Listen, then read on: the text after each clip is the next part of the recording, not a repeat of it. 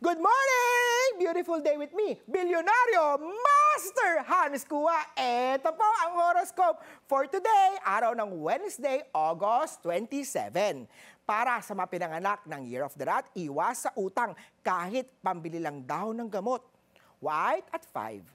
Para naman sa mga pinanganak ng Year of the Ox, take some rest. Huwag pilitin ang katawan. Pink at 7.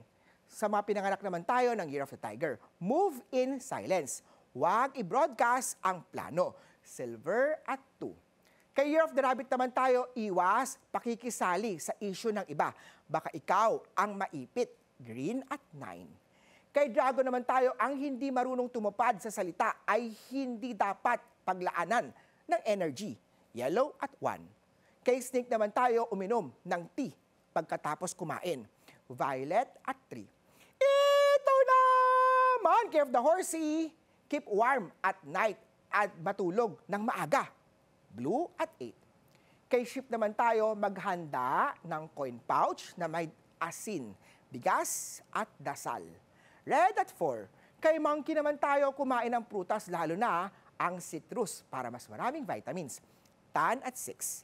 Kay Rooster naman tayo, baka hindi siya malamig, baka wala lang talaga siyang good intention. Cream at 7. Kay Dog naman tayo, mag-lag ng ginagawa mo, baka may magtanong bigla. Pink at 5.